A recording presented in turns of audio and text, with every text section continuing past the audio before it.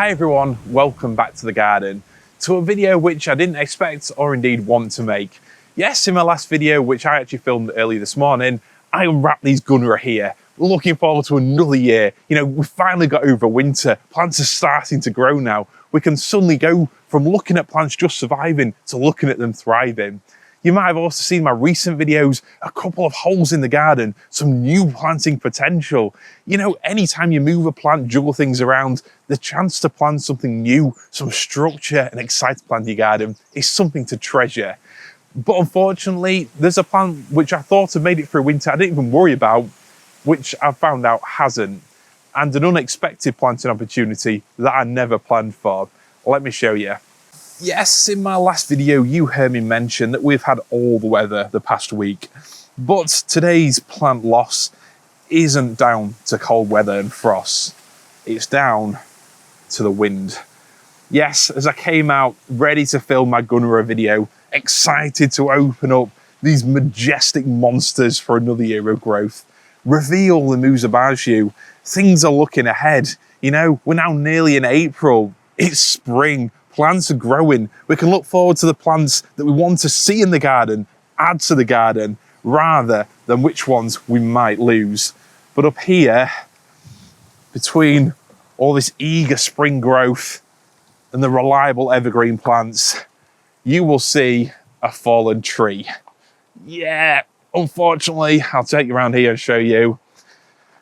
My Pinus patula is no more. One of my favourite trees and plants in the garden, the Mexican weeping pine, it fell down. And I noticed first thing this morning, I came out and thought, that looks different. Yeah, the whole thing has just toppled over. Possibly just a mixture of, well, definitely the wind, but also the amount of rain we've had recently. The ground's just been saturated too much for a fast-growing, top-heavy tree. So the first job really, and not one that I wanted or expected to be doing, is to get this tree out. So what I'll probably try and do first is just physically lift it out so we can see what the tree looked like. And then, well, it's time to look at the space that's been left really, because it does completely change this part of my garden. I mean, even standing here now, it feels so different. I'm used to something tall there. Let's get it out and see what we're dealing with. Okay, so I'll be honest, I've just set the camera up for a time lapse to try to get this tree out and I physically can't move it, it's too heavy. Let me share this with you. So, walk past the Jubaeas, over my Hylotelethiums which need tidying up. You can see down here the problem. Just look at this, it's completely sheared off. Now this tree did move initially when I put it in. There was a bit of movement, which I suspect was because I actually raised this whole area up and didn't give it a year to settle in. And unlike the nettles, which are very firmly rooted, this tree did move a little, but that was 5 years ago. So the plant should be well and truly solid in the ground. But you can see it's just completely sheared off. So maybe too damp for it, or maybe because it's just such a fast growing tree, the weight of it, I mean, I can't pick it up, it's so top heavy, has just brought it down. I don't know what it's damaged underneath it, but as that wind slams the gate behind me and rattles again through the garden, I'm gonna have to chop it up now. It's time for the recip saw, which seems so brutal for a tree, which, you know, it is one of my favorite trees.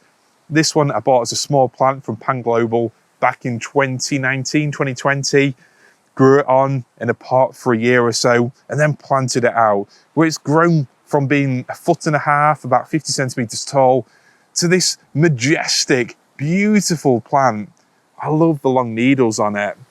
But before I think about what I might do with this space, I need to get this tree out. So time to get the reciprocating saw out, I think, and hack it up a bit, unfortunately.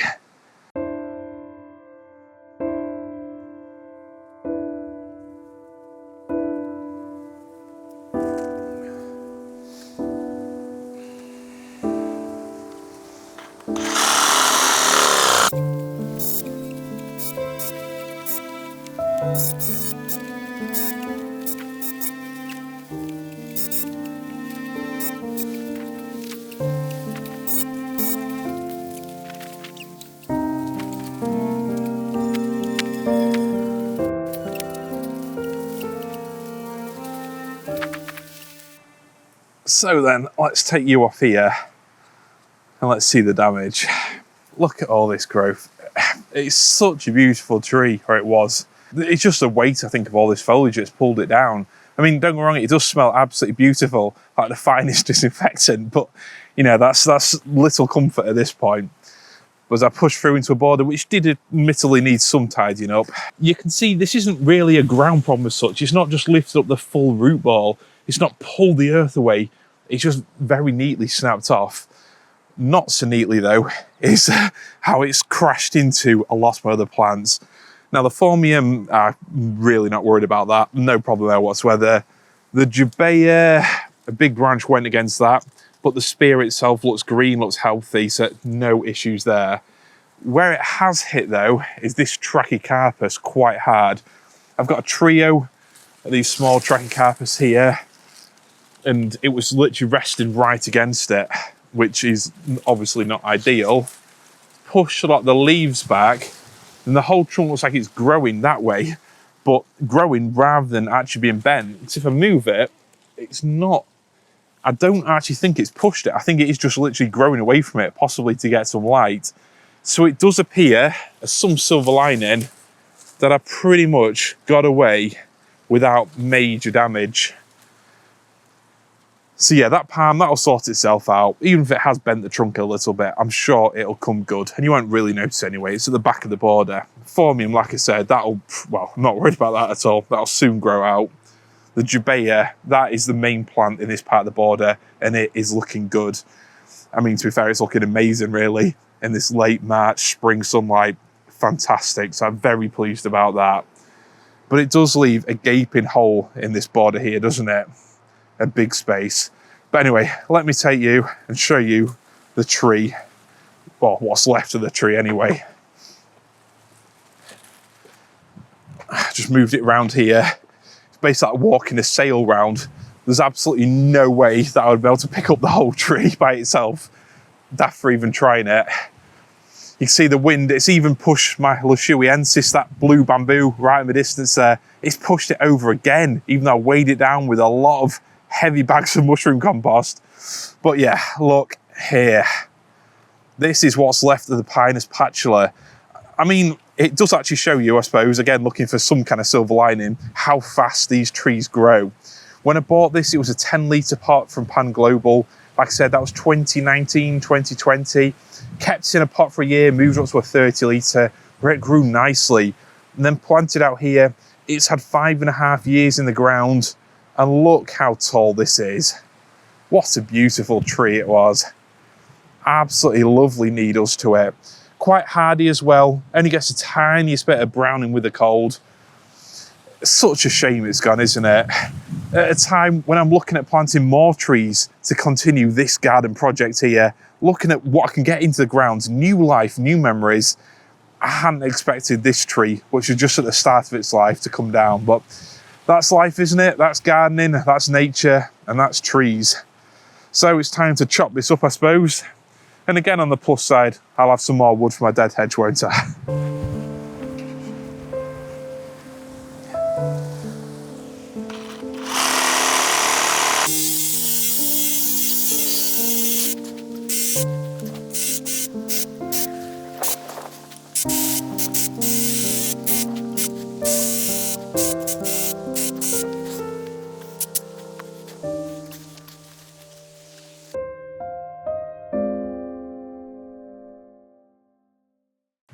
As we probably know all too well here in the UK, a couple of minutes of a saw is enough to wipe out years and years of tree growth. This one, only around 7-8 years, so not even getting into its prime, but still a very sad moment. But you know, that's gardening, isn't it? And I can't share the best times, the high times, the summer moments without sharing the winter damage and indeed spring wind damage. But yeah, the tree chopped down now into some trunks and branches that will be used to form the base of my dead hedge up there. And then also all these branches over here. I mean, the amount of ladybirds that fell out of this foliage onto the path up there was amazing. So it definitely shows that even exotic trees, this one being from Mexico, can still have a benefit to wildlife in our gardens here in the UK. A beautiful tree, Lovely needles, look fantastic in the wind, shimmering in the sunshine, gorgeous in the frost. But now, unfortunately, no more. So anyway, everything will be reused, as is the way of things here in the garden. This probably going to form a kind of mulch in my woodland area up at the far end. And then, as I look forward to future tree planting over the next month or so, it'll take on a different meaning. And in fact, right in the middle there, where that green post is, I'll be planting my Pinus engelmannii, another long needle pine, beautiful looking thing. It was originally designed to tie in with this Pinus patula, which obviously can't happen anymore. But still, I do appreciate long needle pines, and it'd be great to have another one continuing that theme here in my garden. So anyway, let me share with you what's left of the spot around that pine. Let's have a think about what I can do with the space. Because as us plants people know, gardeners, you know, when one thing dies, fails to work, there's an opportunity, isn't there? That's the other side of the coin. And this space is quite considerable. I mean, you've got those Jubaea there. They're now at quite an impressive size, and they're only going to continue to get bigger now. The size of them, they've actually really started motoring. I mean, these now, the wingspan on them will get bigger, and the height will get even more impressive. Those Trachycarpus there, tiny little babies when this whole border first got planted back in around 2021, I think. And now look at them, towering over me, really are beautiful palms, and I am pleased they haven't been damaged. And then again at this end, another Jubaea chilensis, Chilean wine palm, tough, robust, and now looking simply stunning.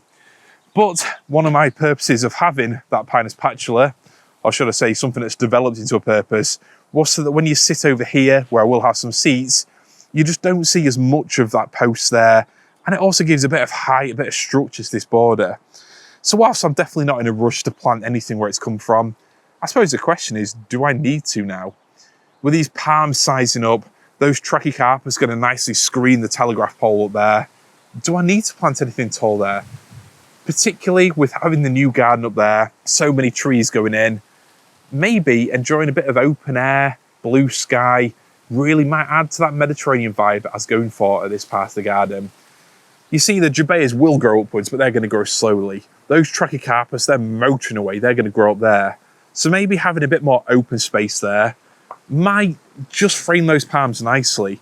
It might give more room for the Arbutus andrachnoides hybrid strawberry tree to really do its own thing, to really dominate its part of the garden. Or maybe, and this is just completely off the top of my head, the Euphorbia John Phillips, which might have to be moved, will definitely have to be moved, because it's got too large for this space here. I've got the perfect spot for it further back there, where it can form a 3-4 meter wide and tall bush, get as big as it possibly wants. Maybe, just maybe, that could be the flip side of this coin. I've lost one of my most beautiful trees, but I'm not struggling for height or trees in the garden like I was when it first went in. But that Euphorbia, again, one of my absolute favourite plants, it could be given a second chance at life. More cuttings to be taken once I know which stems are flowering, and it could go right there. So definitely something to think about. This video, just a very quick one, but please let me know your thoughts. Obviously, I'm not rushing into putting anything in the garden. There's plenty of other things to do. I've got far too much planting and gardening work ahead of me. But what do you think about this space right now? Does it really need another tall tree there? Or are these palms now big enough? Can they now be enjoyed for what they are?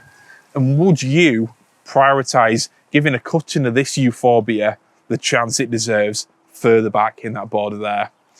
Definitely a lot to think about. You know, a sad day in the scheme of things, but nothing lasts forever. And where one thing loses out, there's an opportunity for a new journey, a new adventure to start, isn't there? So anyway, thank you for watching this video. I just wanted to share with you something that's happened which has changed my garden quite structurally, quite significantly. Definitely looks and feels completely different now. But, you know, with time and something new, I think it'll look amazing once again. Thank you for watching. I'd appreciate all your suggestions, and I hope you're having a great week so far. I'll see you soon in the next video, where there may in fact be some new plants coming into the garden. Thank you very much, and I'll see you all later. Cheers.